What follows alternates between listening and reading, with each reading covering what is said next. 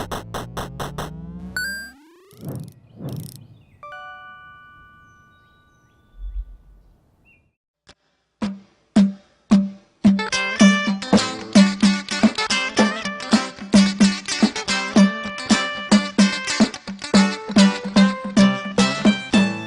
everybody, and welcome back again, randomly, weeks later, to another episode of Midnight Masterminds. This week it's me, Tyler, alongside me, James, and me, Freddie. And this week we're going to be talking a bunch of trailers that came out that we're excited about since the last episode. Some of them older than others. One headline in particular that is exciting and especially close to home for this podcast, and then reviews for Captain Marvel and the Umbrella Academy. Getting right off the bat, let's start with those trailers, huh? First one I want to talk about is Brightburn. Yeah, the Brightburn one looks really good. I'm so excited for that. And those of you who don't know, it's a James Gunn directed, R-rated superhero horror movie. Basically about what would happen if Superman came to Earth and was a crazy boy. just went batshit and got all God complexy. Quick correction: he produced it. Oh, produced it. Who directed sorry. it? The director is gonna be for it, David Yarovetsky. Oh, okay. Well, that's why James is here. But still, it's cool to have James Gunn's fingers all over another superhero thing, which is something we'll also get back into later. But yeah, what did y'all think about this trailer? For Brightside, Burn. Wait, what did I say? Side. You said Brightside. It's not the Killer song. Brightburn. Sorry. Mr. Brightburn. Two very different things. I mean, he's angsty, so... Yeah, well, fair enough. It was only a kiss. It was only a kiss. How did it end up like this? So, I guess we're going to see. I think it's going to be it's going to be interesting. Yeah. I kind of hope that they're going to go the route of, not trying to start off a franchise with this. We were talking about it feeling very kind of Cloverfield-y. Yeah, just one and done, kind of out of nowhere. Yeah, just like a sleeper hit, you know, something that's just like a cool what if, which I know you said it's pretty much Superman Dark. Yeah. It's interesting that the way they're going with it, they're doing a completely original story instead of some of, adapting any of the number of already existing. Like, Invincible is one that comes to mind. Superior is another one that comes to mind.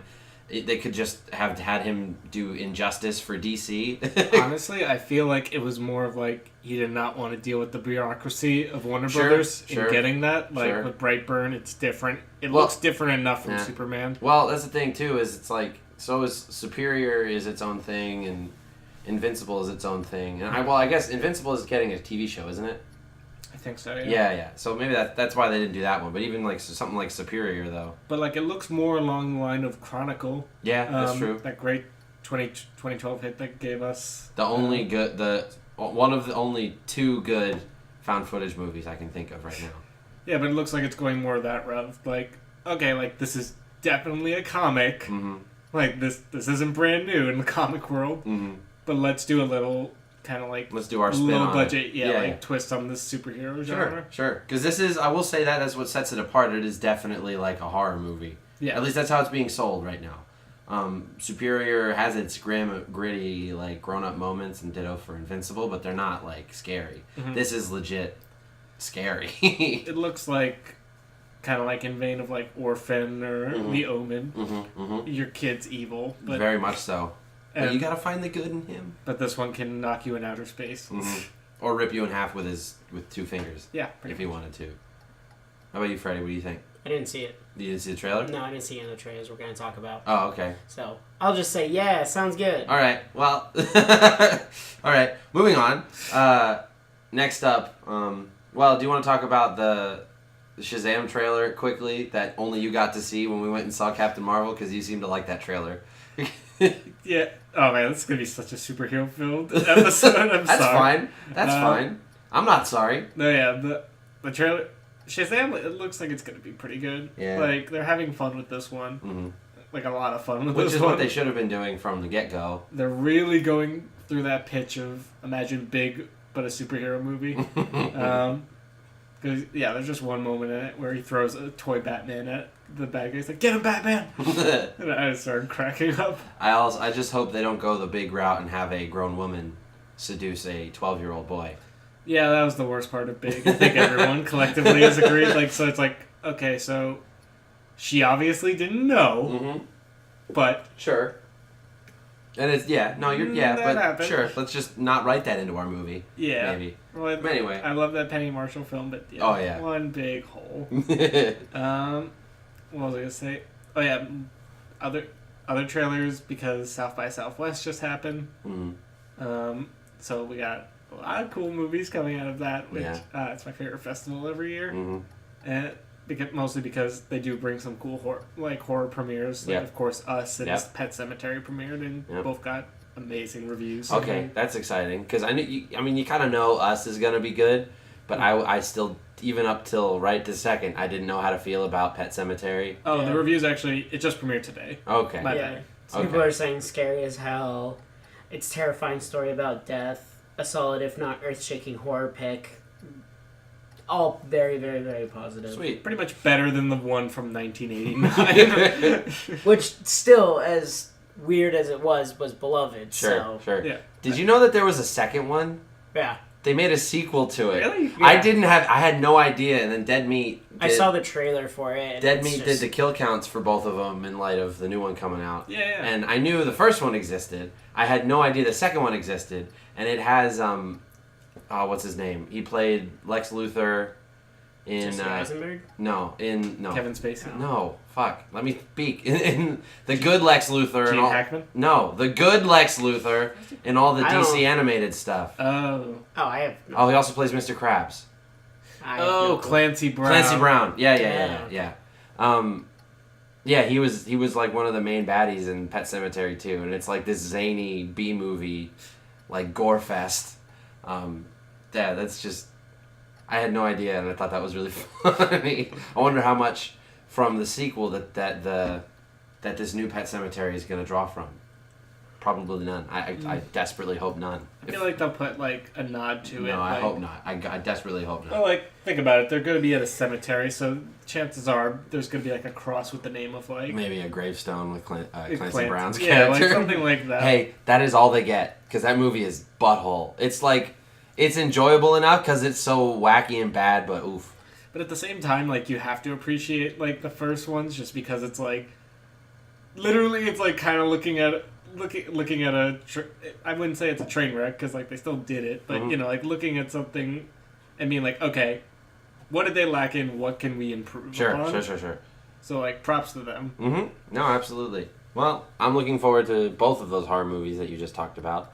Can I add one more? Yeah, sure, of course. So there's been a lot of talk about the Curse of La Llorona. Oh yeah. And how it's. Apparently, they confirmed that it's going to be part of the Conjuring universe. Yeah, I heard that. Apparently, it's because the story for it was so bad that it was described as a mess of jump scares. Oh. So they went and did some reshoots, I guess, and so I think that's supposed to tie it in. So maybe actually give it some good story because that trailer. The trailer is one of the best trailers I've ever seen. Which trailer is this? It's the one where the two kids, La Llorona, it's the one where the two kids are in the car. Oh, okay. And the boy is freaked out, and the sister has no idea what's going on, and he's jumping from all sides of the car, closing doors and slamming locks, and then finally the witch seems to get in. Yeah, or is scares through the windshield, I think. It's such a tense scene. Yeah, it was. So apparently the movie is 6 or 7 of those scenes strung together with the thinnest string you can find. That's unfortunate. So the reshoots could easily fix that, though. Is it? Who is it? It was what's his name? No. Who's the main lady in it too? Oh, main lady? I don't know. I'm gonna look it up. You mean the nun? No. I'm gonna look it up real quick. The mom. The mom. She's in it very briefly. I can't remember who it was. Linda Cardellini. That's what I thought. Oh, okay. Yeah. That's what I thought. I didn't want to say that and be dumb and wrong though. But no, yeah, it is. Anyway, Yeah, that one I was excited for that based off of the trailer, and then I heard not so good reviews, and now I'm not so excited about it. But I'm excited about it because I mean, even if its story is bad, if it just works well as a horror, regardless. Also, being in the Conjuring universe, it's pretty cool to have an MCU for horror movies. Yeah, I mean. Anyway, for me, the two trailers that I enjoyed most. Brightburn, I'm really excited for it, but the trailer didn't get me like amped. Mm-hmm. But speaking of good trailers, I was like sort of excited for the new Hellboy, and then I saw the Red Band trailer for the new Hellboy, and now I'm like pretty heckin' goosebumpy about it. I love that they're getting closer to the like source material with this one. It looks like with just because the originals with. Ron Perlman, boof, and Guillermo are like they're really good and super unique and quirky and goofy, but really fun. But this looks so much more in line with the Angels and Demons, like horrific monsters and Hellboy in the thick of it, like all the time stuff. That I like that, and plus it's rated R, so they can curse and chop things in half and have a good time. So I'm really stoked about it. The only thing I'm sort of worried that they kind of just pretty much gave us the whole movie in the trailer. Yeah, that's always a problem. Oh. But aside, also, God, there were a lot of trailers this week. There really were. Yeah. The other South by Southwest comedies this time, Good Boys and Booksmart. Yep, both of those look pretty fun. Booksmart. It got me super hyped. I'm so excited for that one. Mm-hmm. It's Olivia Wilde's directorial debut, right? Yep. That's fantastic. And it looks so funny. Yeah, it does. It looks really fun. Looks really fun. Anything that gets like a good super bad comparison. Mm-hmm. Mm-hmm. Well, it's funny because Good Boys, the other one you mentioned, is getting that too, but super bad for little kids, like middle schoolers. I don't know if I'm the worst way to describe it. Yeah, movie. It's like I don't know if I'm as excited for Good Boys just because I don't know if it's just gonna be like, oh, like they're cursing and they're little kids, Sure, That's so funny. But I'm still excited to see it just because. Yeah, I mean Seth Rogen and. Yeah, I love Point Grey. I love everything they do. Yeah, so. Two good comedies, hopefully coming out. Both have the same song in their trailers, which is a which weird is a little. That's a bit oof, but hey. I'm glad they're not premiering the same time. Yeah. Booksmart will come out in May, and then Good Boys in August. Any other trailers you guys want to cover, Freddie? You got anything? No, I avoid trailers. So. Did you see the Endgame? No, I'm avoiding that trailer. Yeah. I only watch trailers if I'm really, really 50-50 on if I'm going to go see a movie. Or if I don't care. Like if it's a movie I hadn't heard of. Then I don't want to spend the time. I can just find a decent synopsis of just like a elevator pitch. Like online. with something like Brightburn. Like I heard the title, I had no idea what it was, and I saw James Gunn's name attached to it. Yeah. So I'm like, all right, I'm gonna watch the trailer and see what this is. But for something like Endgame, I'm already this close to the movie coming out. I know next to nothing about for sure about what's gonna happen. I have my own educated theories, obviously, but I will say this. The new trailer really doesn't give anything away. I know, but and I appreciate you because you do have a lot of the comic-y knowledge. But a couple friends have said that about in Endgame articles and things and sent them to me, and then because they just don't have the background knowledge, there's a throwaway thing in there, and I'm like, God damn it! It's happened for a couple things, so I'm just avoiding everything now because there's less than a month left, or just about a month. I'll say this: it's literally what I've hoped a franchise would do for years. Mm-hmm. And I kind of got this from the Hunger Games franchise because what I loved about the first Hunger Games marketing was they didn't show anything after the games in the trailers. It was all leading up to it. So it was really they didn't show any action scenes any fights or anything. So I'm more on I'm more interested because I don't know what's gonna happen. And in Endgame, Kevin Feige confirmed all the trailers are gonna be just the first 30 minutes, maybe 20 minutes. That's perfect because exactly. I'm good. Who in their right mind isn't gonna go see this movie? Sure, there's people, but anybody that Anybody that's not going at this point in this series is not going to be swayed by a trailer for this movie. You know what I mean? The whole trailer, like the the trailer trailers aren't editor being necessary. like, That's Like all there. for this one, it's like you're not going to get the people that are. There's no one like that it's for that's wishy-washy and waiting to see a trailer before they decide to go. As successful as Infinity War and Captain Marvel have been, which we'll get into, and what else came after? Well, Ant-Man was kind of middling a little bit. But with all the other hype that's coming out with surrounding the MCU now, with the next headline we're going to talk about, they really don't need, they don't need anything more than, oh, shit's about to happen, and that's it. Like, I watched the first one that's like Iron Man talking to Pepper, and that's it. Yeah. That's the only one I've seen. And I saw that's it all you need. by accident. Well, not by accident, but like I went to see a movie and it played. Mm-hmm. And I'm not going to... Was it a trailer or a post-credit scene that had Ant-Man outside the house? That's the trailer. That's Trailer? The last trailer, yeah. The last trailer or the The first trailer. Yeah, First I watched trailer. that one, and that was the only part of that trailer that I even enjoyed, because the rest of it was just like, People being sad. Yeah, people being sad, people walking, people sort of talking, and it was like, It looks. it looks like an early 2000s like grunge music video. Yeah, literally, It does. Crying. It looks like a Seether video. It really does. They're all just so sad. It's just, and it's like, it's also, it reminds me everything about the part of that movie I'm not gonna like, which is the part where they're acting like things aren't gonna happen later in the movie. And it's like, the whole reason I enjoyed Infinity War so much is that they just had things happen the whole time. But I know for this one, you're going to have a good 20-30 minutes where it's just going to be them walking around going, oh no, and it'll be like Ant-Man saying something funny. I'll be like, I like that. And the rest of this could not happen. We could just go. Well, the first 20 minutes are all we've seen, and it's all like Ant-Man showed up. Okay, cool. Captain Marvel showed up. Awesome. All right, so it's like Captain America isn't the kind of character who's gonna mope. Like he's gonna be upset about it. Yeah. But he's gonna be trying to figure out what the fuck to do next to undo all of this. Like But away. So I understand that worry, but I don't share it. Oh, I'm not worried. I know. That's the thing. Is it's like, because if you look at the first 20-30 minutes of Infinity War, it was the fight that was doing the introducing everyone coming together and whatever assorted groups they were gonna be in. This one, it's going to be the same thing. It's just going to be them like, well, where do we go? And who do we talk to?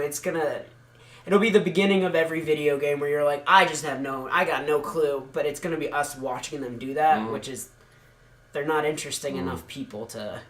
Sure. to I feel that. hope that it carries over to, this mentality though with the trailer, carries over to the next Star Wars movie. And it would be amazing to me if they just...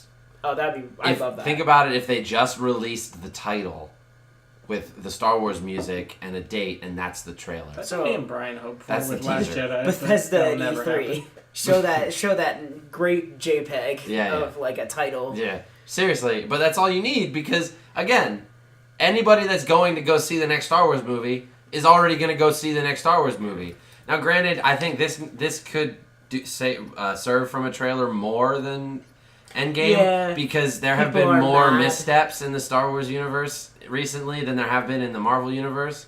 Because, no, definitely, 100%. Solo was a pile of fucking butts. Yeah, but and that's the worst Solo. thing you could say about the MCU is Ant-Man was just okay. The worst thing I can say about MCU is that they keep making them and they keep being the same movie, and at a certain point, and they keep making $1 billion. Yeah, but I don't care about the money. Everybody else does, though. Well, no, only the studio does. No, it's... I think and we've talked about it before, I think the coolest thing would be, they don't release the title until you go and see it. Like, you go and you buy a ticket and you're like, I'll have Star Wars Episode 9. And I'm like, okay, and they hand it to you, and then the credits roll, and then they show you the title there. Like, that would be... Or it says it on your ticket, you're like, oh, alright. Well, no, it doesn't even say it on your ticket. You got Episode 9 on there. And you go in, and then finally you know what the subtitle is once you see it. Star Wars Episode 9, Jar Jar's back. Finally. Everyone leaves. Nope, sorry. You buy your ticket, it says it on the ticket, like, okay, then you leave. It's like one of those scratch tickets you It's like a lottery ticket. Jar. There's no way that. Oh, fuck, we made a mistake. And then the last word is dies, though. Yeah, but you're still like, I don't care. Yeah. Alright. He's already died. You're right. He died a clown. He did. Okay, well, speaking about all this nerdy shit and getting into MCU hype, turns out that there is some good in the world because James Gunn is officially back on as the director for Guardians of the Galaxy 3. And I don't really have anything else to say about that. The only thing I'll say is that we're still, like, it's going to be 5 years from now. Because he's still got to do Suicide Squad, which is, like, in its early stages. So we're, like, 2 years out from that, and then we'll get him. Because that's the thing, is MCU tried to get him, steal him from Suicide Squad 2, which is actually a reboot. Like, they're just ignoring the fact that they made the first one. Mm-hmm. So, and, like, that news is still early stages. So we're, like, 4 or 5 years from. Mm-hmm. It kind of feels like two parents fighting for custody of the kid. Like, no, I want to. Guys, it's fine. Which I'm sure, Warner Bros. Yeah, Warner Bros. Was like, no, you can't have him back. You fired him. It's like, literally, Warner Brothers is Dustin Hoffman's Kramer. Like, you want him back? You can't have him back. You left him. Yeah. Just throwing a glass and shit. So, just a quick Google search has Suicide Squad 2 coming out in January of 2021. Yeah. And tentatively Guardians is 2020. So, they don't have him until after. It's gonna be it's gonna be tough. Guardians is gonna be after because they've already confirmed. Well, the good news for that is all the pre-pro is done. Like, he had finished all of it and was about to go up to shoot. But when they gave him the axe. They literally don't get him until after. Sure. So that's the thing is, like, it won't be 2020. It'll be 2022, 2023 at the earliest. We'll see. We'll see. But yeah, even still, it's exciting that he's back. Yeah, oh yeah. It's that or, like, he's barely there for post-production, which I've heard that happen with directors. Warner Bros. But, like, is not going to give them a single inch. They're going to hold on to him for every minute. Because they don't want to give him back to the Marvel Universe. And I think at this point, too, like, he has the right to just be like, yo, yeah, thanks, I'm glad I'm back, but I'm going to make the Suicide Squad movie as good as I can, sorry. Yeah. And I'm excited for it, too. Yeah, Speaking of other hype, like, yeah, I'm really excited for that. I'm interested what they'll do with it, because like they said, they're ignoring the fact that the first movie was made. They're calling it a reboot, but really that just means they're scrapping I have a lot of questions and a lot of theories, and we don't have to get into it. But with the Joker movie coming out, James and I think we were with Brian too, talking about it. The new Joker movie coming out. How cool and funny it would be, because I don't remember what producer it was, or if I just dreamed this, because since then I haven't found it. But I saw like official statement by some like higher up at Warner Brothers, like shit talking the Jared Leto Joker like hard, and Jared Leto himself pretty hard. Yeah, no one.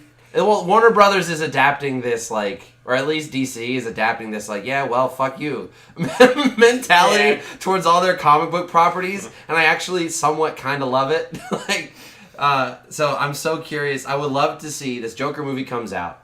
And it's set in the late 70s, early 80s, I think? Yeah. Right? All right. So that movie ends. That Joker has, like, made his mark on Gotham. He's still alive, but he just kind of vanishes off into the wilderness to live his life and just kind of bask in the fact that he changed the universe forever. Torture some animals. Sure. Whatever he wants to do. Fast forward to Suicide Squad 2. Or whatever it's called, Suicide Squad, the Reloaded. the emancipification of one Harleen Quinzel or something like that, and it's gonna be a movie about. Well, the theory is it's a movie about her getting away from the Joker and becoming her own, which what happened to her in the comics, and that's really when she became the like super uber popular DC's Deadpool that she is now. And I would love it. That's our automatic timer on the cat food going. It's 6 o'clock, everybody. At the sound of the cat food, the time will be 6 o'clock. But so the movie's gonna be about what is it? It's Poison Ivy and Huntress, right? Huntress, and Black Canary. Black Canary. It's like the Birds of Prey, basically. It is, yeah. Like breaking her away from the Joker, and I would love it if at the end of the movie. You see the back of Jared Leto. You don't see Jared Leto Joker in like the whole rest of the movie, right? Like they talk about him like he's dead, but you see the back of his head or something. Like you can tell it's him, and then you see Joaquin Phoenix Joker like walk in and just blow his head off. I fucking love that. Then you have Joaquin Phoenix as an older man playing like an old, grizzled, but much better Joker. And I haven't even seen this new Joker movie yet, and I know it's gonna be better. It might not even be a good movie, but it's gonna be better than what we got in Suicide Squad. It will. Because I've said my piece about that movie. I think it's fun enough.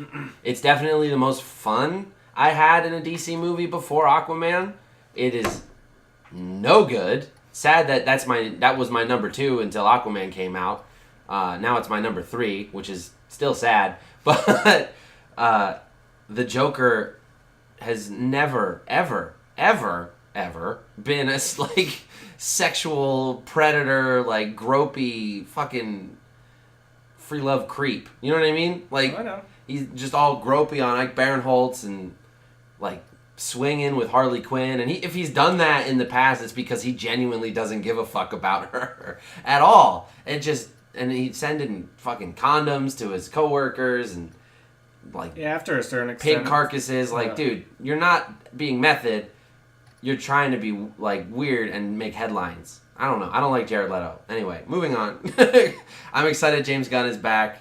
And it's like Wyatt said, it's like a Christmas miracle because not only do we get him back for Guardians, we also get to have a good DC movie with him and an independent produced superhero movie on its own. Like, Disney fired him. He's like, all right, fuck. I'm going to go continue to be one of the most successful working directors of the day. You guys suck. Let's talk in private about me maybe coming back. But no, I have all the power here. And then he goes and does his 2 awesome movies. And they're like, can you do Guardians, please? And he's like, yeah. I just pictured Dave Bautista having the biggest trailer out of everyone for having his back. It's like a mansion. Yeah. That'd be great. I feel like you're being unfair. I don't think so. No. Well, let me think. Out of all of you, which one from day one angrily yelled at Disney like every day without worrying about losing his job? It was Dave, right? It's Dave, yeah. Chris? Star-Lord's fat now. Just a heads up. Like, he can do it. Okay. Well, yeah. Final thoughts on that. Super excited. It's a good time to be alive for comic book nerds. Going from one comic book to another. Do you want to start with Umbrella Academy, Freddie? Since that's the less... I feel like that's great, but it's the less like impactful. Well, I can't say. Biggest draw. True. You're the one who asked us to make that call. True. So of the 3 of us at the table, I am the only one who has experienced both things. Freddie and I tried to go yesterday, but it just didn't work out. Thanks, traffic. Yeah, thanks, Love traffic. it here in LA. Yeah, seriously. And then James just hasn't had the time because he's a busy working boy to check out Umbrella Academy. But for those of you who don't know, I will. Umbrella Academy is a Netflix show created by Jeremy Slater.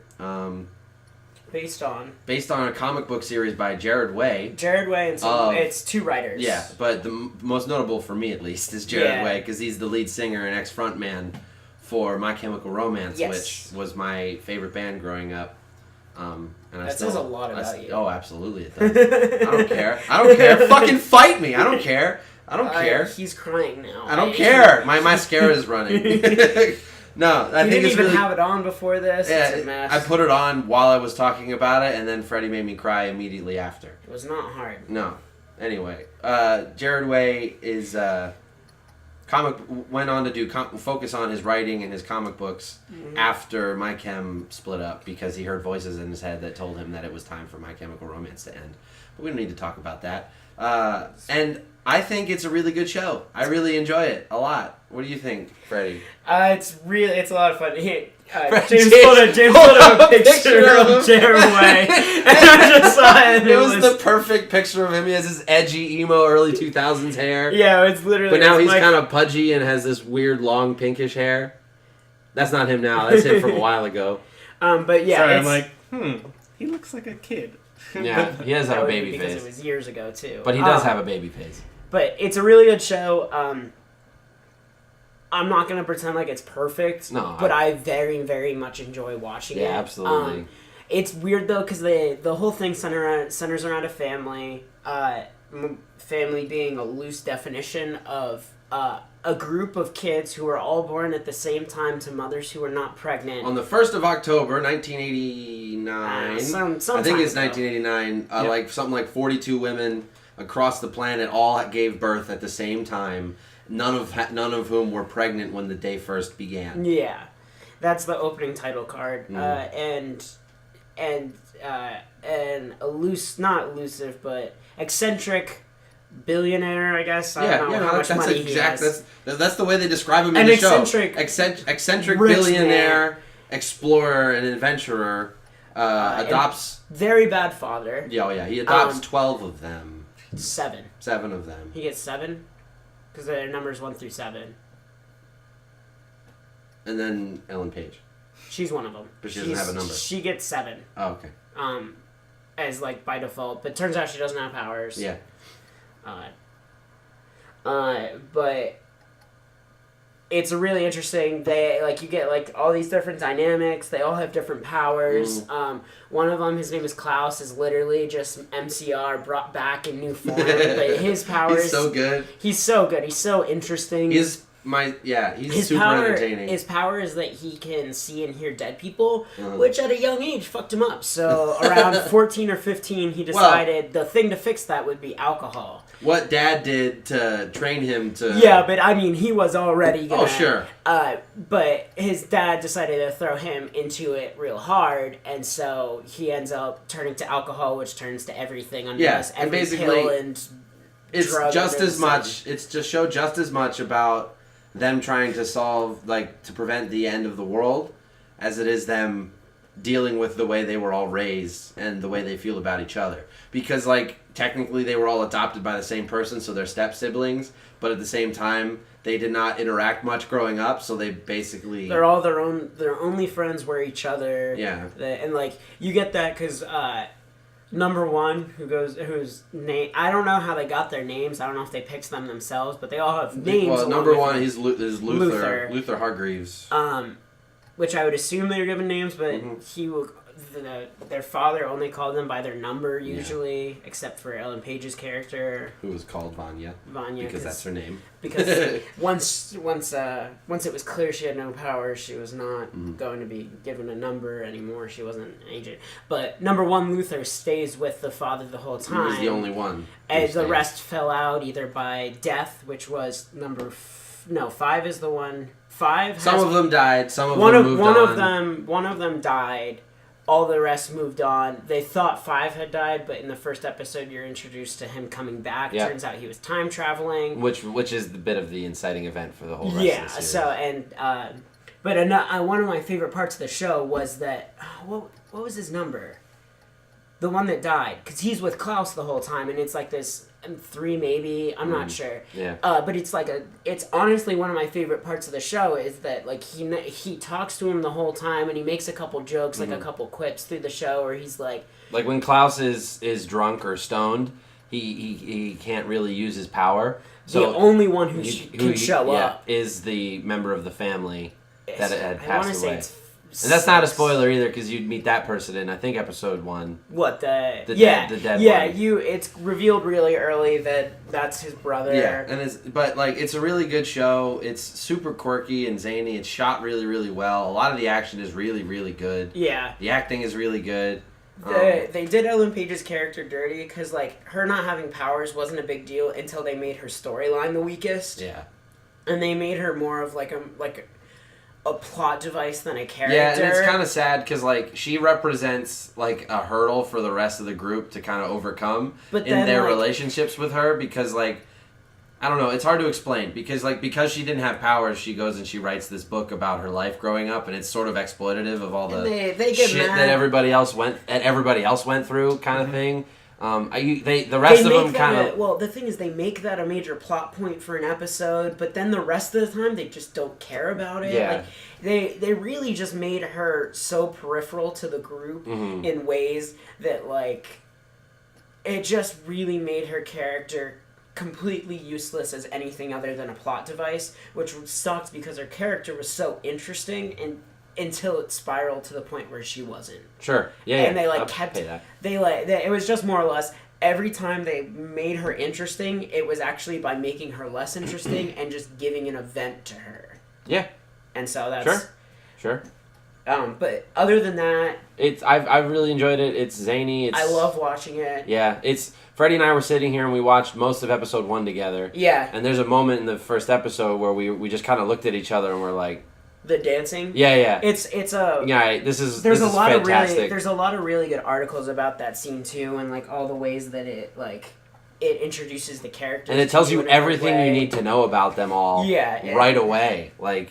Yeah, and they Luther is like this big fucking hulking behemoth of a guy. Yeah, but he's got a personality like James sitting at the table with us. Like he's very like he's professional, loyal to a fault, but loyal to a fault and innocent and all that. But like also this big fucking like beast of a human being. That's the other thing that about his character is that like since he never left, he has like no friends other than his family. Like he has no other person in the world that knows him. Literally because he spent a lot of the time on the moon. But he was introduced on the moon and only his father's death, which is the beginning. Yeah, So the character that you're comparing me to is not has been born lives on the moon. Lives on the moon. Not born on the moon. He gets sent to the moon because of something that happens in the show. Later, cool. Later, and that's a bit of a spoiler, so we won't say. Yeah, that one's much later. That one's impactful too. But anyway, Mary J. Blige is in it. She plays one of 2 delightful assassins that are hunting the family, or at least one of the members of the family. Yeah, they did. They funny. went weird with those characters. I enjoy their story arc, but the characters are like.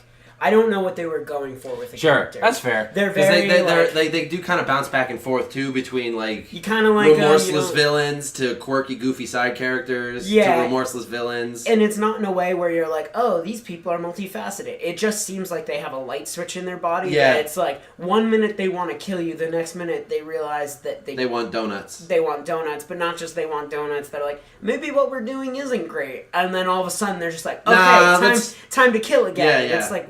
I don't know. But yeah, also the powers are a little inconsistent too. Like, you forget, actually, honestly, that some of the characters have powers sometimes. And also, I will say, no one's like OP. It doesn't seem really like... Well... Luther's pretty super strong, really strong, but at the same time, Diego can beat him up. Like... Yeah, the what you find is that the characters whose powers you are introduced to early are the ones that are the least... are not least impactful, but like you realize that the ones who aren't using their powers are the ones who are much stronger. Mm-hmm. And it's weird because you would think that it would be balanced between all of them, but like Diego can just curve knives. Yeah, like it's cool, but like also whatever. But he's also also the best martial artist in the group. Who would? But that he trained for that. Sure. Who would win in a fight? Like knife curve boy or a door? Like you just gotta close the door and he can't do anything. Yeah. Like. And the one that died has like tentacles, so you never get to see that other than in a flashback. Which is really funny. It's a really cool flashback. Also, it was really confusing. I will say, they push the TV-14 rating pretty hard. Yeah. They push it. They push the boundaries of it, with the violence at least. Yeah, they do a lot of blood from things you can't see, and a lot of violence where you don't see blood. Blood in the other room, or like implied graphic violence. A lot of gunfire. Mm-hmm. Or like just out of sight. Like there's a bit in a diner where one of the characters kills a bunch of dudes, and there's a lot of like stabs, but it's really dark, so you see the blood, but it's not like red and obviously blood. Which is funny because like Netflix isn't held to a standard like it needs. But I think they wanted this to reach a wider audience and also maybe appeal to younger people because. But it won't show up in Netflix Kids, so like. Yeah. That's the only. So that's the thing. It's like difference. they could have gone TVMA if they wanted to. Yeah. And I don't like. So I will say that too. It's like so far, so like Daredevil season 1 is pretty violent. Yeah. But not like any more so than this, and Daredevil season 1 is TVMA.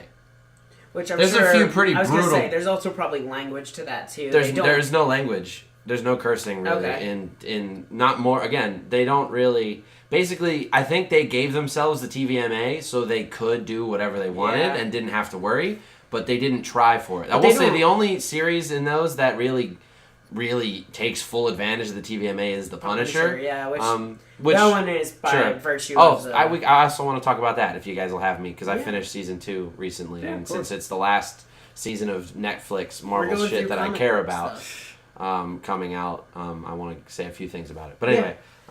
do we want to move on to Captain Marvel? Just a few tie-ups for this, and then I'll say a few things about Punisher, and then Captain Marvel. Okay. Because that'll be a lot, and then we'll close it out.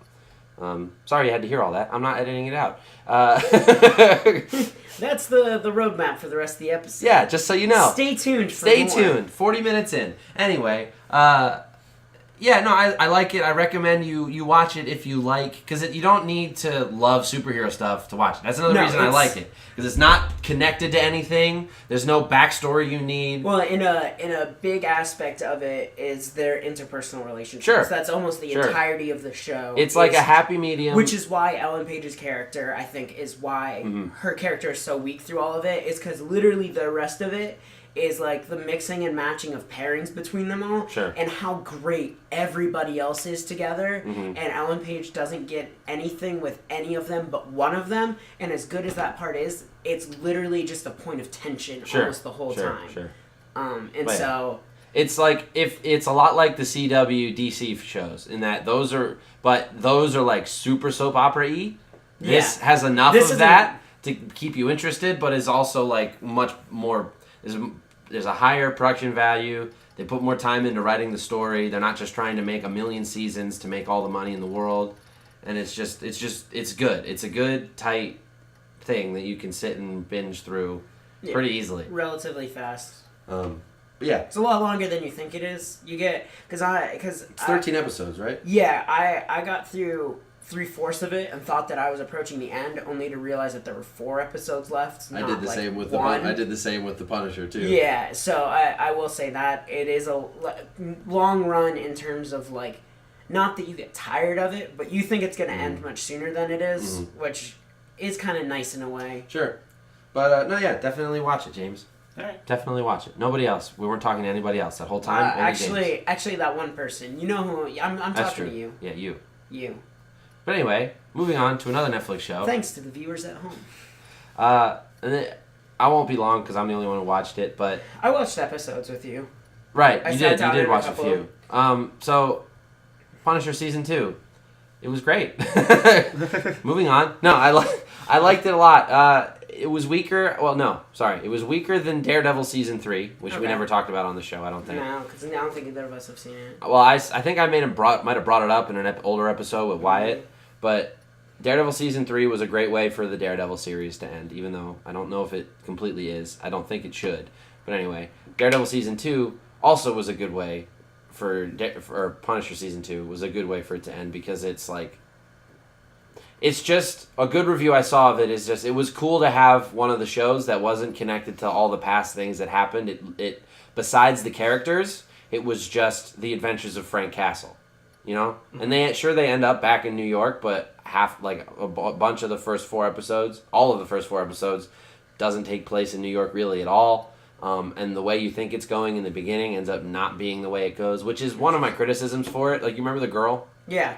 That story doesn't carry on like you would expect it to. Is it given a conclusion, or is everything's concluded. See, I would have preferred that it just not get a conclusion than to end weird. Because we watched through the first couple episodes, and that was one of my favorite parts, because it did a thing that I had never seen from that show before.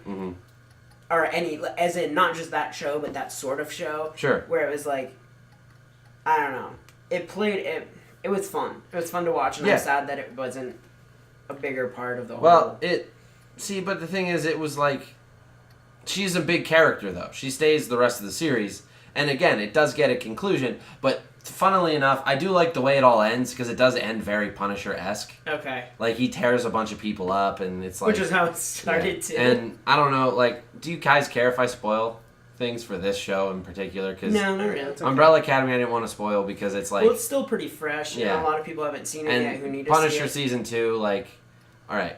My spoiler-free analysis. If you liked Punisher Season 1 and all of Daredevil and most of the rest of these Netflix shows, you'll like Punisher season 2. Punisher has remained consistently pretty good, right? The cast is great, the action's great, the violence is great. It's very accurate to the character. It's good. It's really good. If you like the original, you're gonna like this. Spoilers from here on out. Okay. Basically, he just cleans up. Like the last episode and a half is just Frank killing all of the bad guys, and it's really great because, like, in a way, it's like you get they Daredevil kind of puts in your head that they're like supernatural things, and like sometimes people survive things that they shouldn't. And Frank, sure, he should have died like 30 times between Daredevil season 2, Punisher 1, and Punisher 2. He should have died like 30 different times. But that's part of what makes it cool is like the beginning of the season, he's more or less fine. He's walking fine. He doesn't really have any gunshot or knife wounds. He's not bleeding out of his mouth all of the time. He's great. By the end of the series, he can barely walk. He's like lost teeth. He's been almost entirely eviscerated. He's been shot like 40 times. And that's very Punisher because he doesn't care. He just eats it and keeps going. And he's got so much hate that he he just has so much rage and adrenaline that he can just power through. And one of my favorite fight scenes in anything ever, bar none, full stop, happens in one of the last episodes. And it's between, I think it's the second to last episode. Because it ends with Frank and a character called Pilgrim, who was played by, hang on, Ben Barnes. Nope, never mind, that's Billy Russo. Sorry, Josh Stewart plays Pilgrim. And he is one of my favorite supporting characters in any of these Marvel Netflix shows. He is so cool. So he's like an ex-Irish hitman, or Italian hitman. I think he's Irish. Yeah, he is. He's ex-Irish hitman turned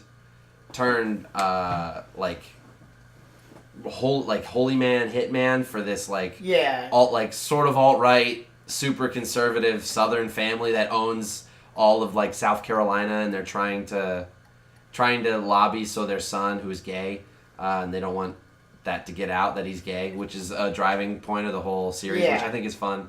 Not that they don't want him to be gay, but like that's kind of topical. But they basically are like super powerful, and they're trying to lobby to have their son become the president so they can control him and kind of take over the country. That's kind of the thing. Okay. And that story but they have this guy named Pilgrim who they like used like Catholicism or Christianity and finding God to convert him. Turns out they were just spewing rhetoric at a guy who was weak and needed to hear it to get him on their side. So he uses his like very Punisher-esque skill set to kill the people that they need him to kill.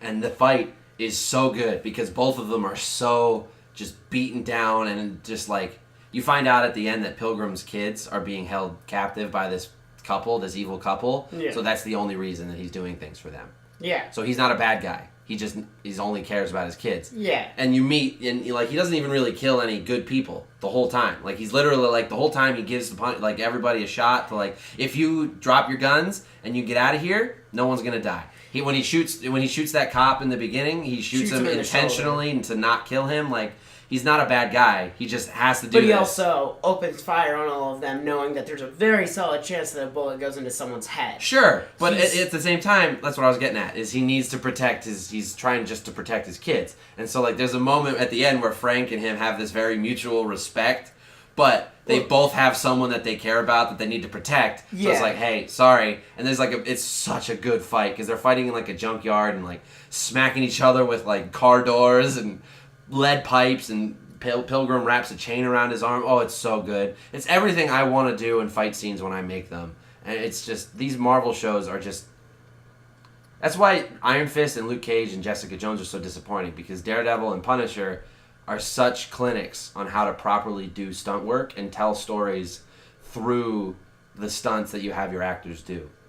Because Punisher Season 2 and all of them have such good stunt work and choreography, and it like you like it's like watching a sad monologue, like, because Frank as a character isn't someone who's gonna pour his heart out, but you see on his face and in the way he's fighting in a lot of the scenes what's important to him and what he's trying to accomplish. It's not just a dude punching another dude. It's like, that's a testament to John Bernthal too. It's like in the middle of a fight scene, you can see on his face exactly what he's trying to do, and it's really, really good. I would recommend watching it if you liked all of the rest of these. It's probably my third favorite Marvel season, because it's Daredevil 1, Daredevil 2, probably this is tied with Daredevil 3, and then the rest of them. In whatever order you want, I don't care. With Iron Fist on the bottom. Well, yeah, Iron Fist on the bottom. But, yeah, no, I thought it was really, really good. And I'm sad that they're over, but at the same time, I'm excited to see what Marvel proper does with their own streaming service, with all the characters that they now have again. They have to wait till what, 2020? There's a 2-year window between the last, I think is the way it works. It's the last episode of whatever character. So basically, 2021. Iron Fist will be the first one. I don't remember what came out first, Luke Cage 2 or Iron Fist 2. I think it was Iron Fist 2. I think so. Whatever. From the release of the last episode that they did with it, they have a 2-year exclusivity window. So Marvel can't use Iron Fist for 2 years since the last episode aired. Basically, Marvel can't use the Punisher until January 18th, 2021.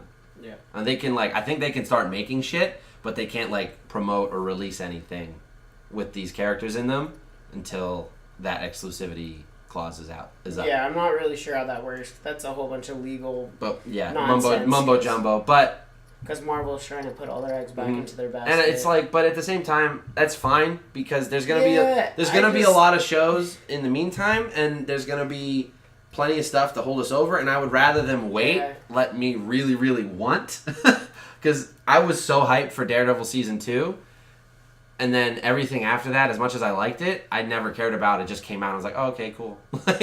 I was surprised when Punisher Season 2 came out because I'd forgotten that it was coming out. And again, I just talked about how much I liked it, but knowing they're gone, and Jessica Jones 2 being so bad, and Luke Cage 2 being only half really good and half really bad, they were so hit or miss when it's not the others, not the 2 that are good. Yeah. That I just don't care. And we're getting one more Jessica Jones too. Okay. We're getting Jessica Jones season 3 for some reason. Yeah, then that'll be it. And then that'll be it for the Marvel Netflix stuff. I don't know why they did that. I really don't, for the life of me, know why they did that, because season 2 was so not good. It was so for sure ungood. Yeah, probably just so that they can close out one of them. I guess. I mean. Yeah. I don't know. But, yeah, moving on to the whole reason anybody's here, a whole hour in, sorry. Captain Marvel.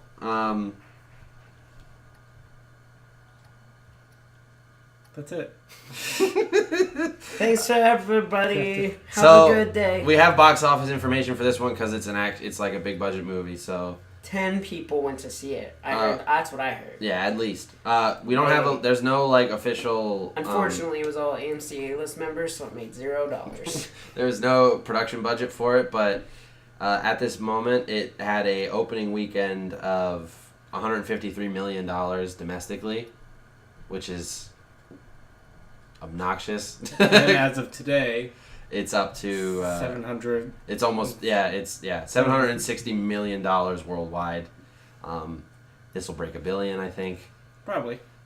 Well, to be fair though, and it feels gross, but the fact that it's starring a lady, it might not do as well overseas.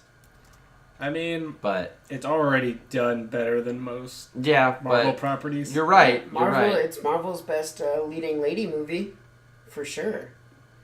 That's a joke because there are no others. Ant-Man and the Wasp. It only took. That's not lady led. Sorry. If it was called if it was called the Wasp and also Ant-Man, then maybe. If it was called the Wasp, and then at the bottom it said Ant-Man is here too. Which I think it should have been.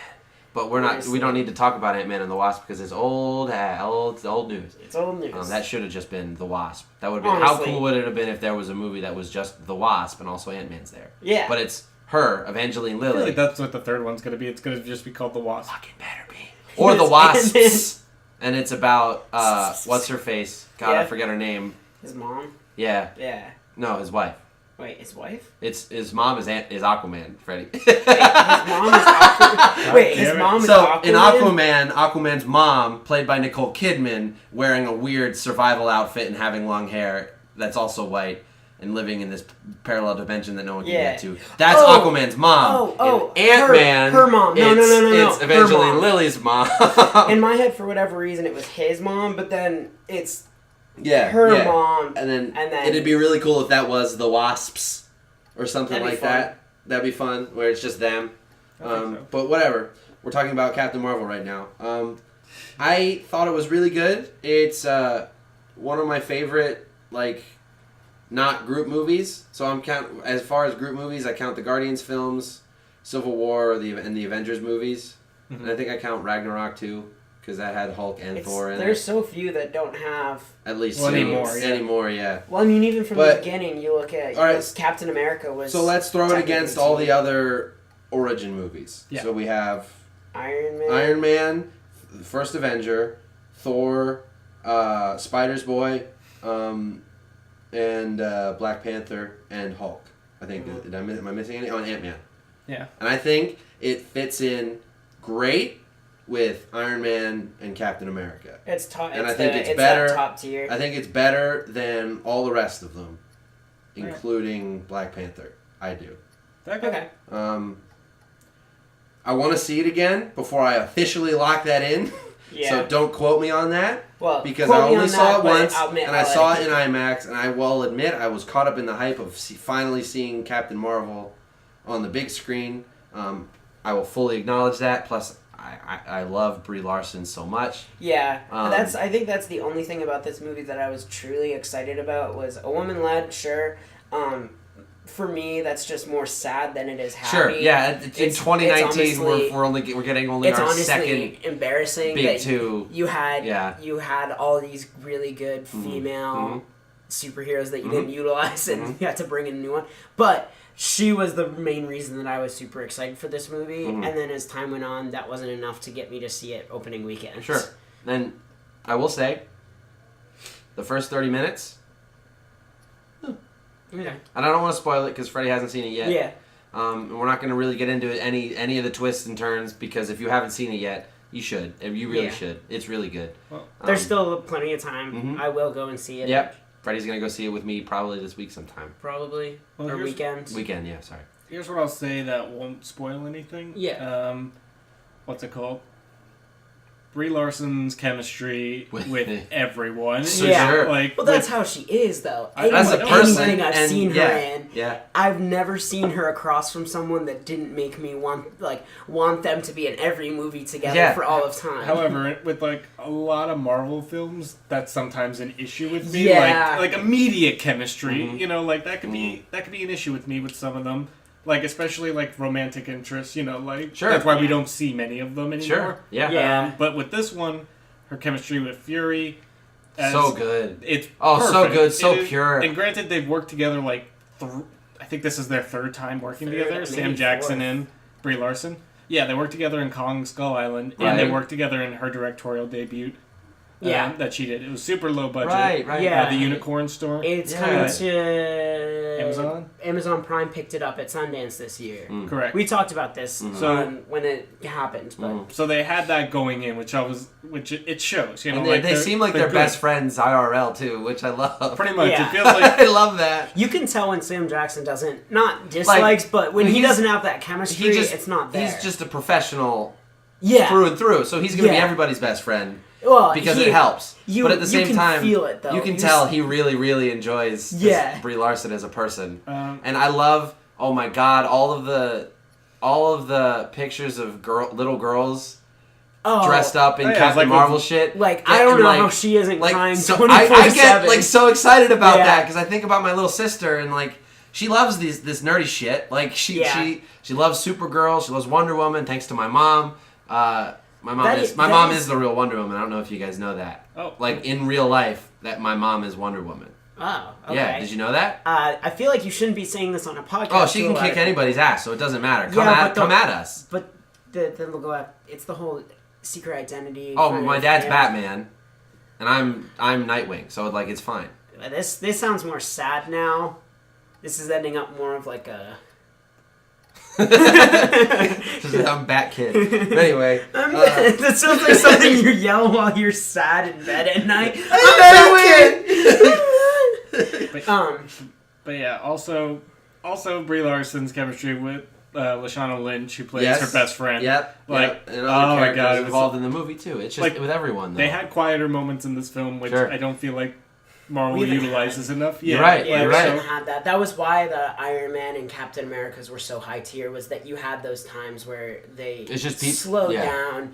You had Captain America in training camp and like learning. Or about like them. One of my favorite. You don't learn about your characters as one much. One of my favorite scenes in all of the MCU is, I don't know if you do, is Cap in the first Avenger drinking after Bucky falls off the train and how he can't get drunk. Yeah. And it's so emotional and so like heartbreaking. Yeah. Because Cap, think about it from his perspective. His whole life, Bucky is the epitome of strength and power and fortitude. And his anchor. And his anchor. And now Cap has all this power and was unable to save him. The one who has always been there for him. And so, which, if you know all that, you're the whole the Civil War thing shouldn't piss you off.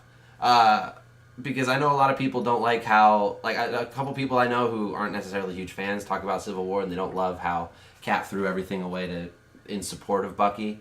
But Bucky was his life. I mean, the whole reason there's fanfics about them together was that was they were through all of their life and even into the first Captain America movie. You even get to see it. But yeah. So... Fun fact, little behind the scenes, I'm recording directly into a timeline, and we just got to the part in the last episode that I duplicated. It was sequence I duplicated to make this recording. We just got to the part where the theme music played at the end. So if you heard that, that's why. Anyway.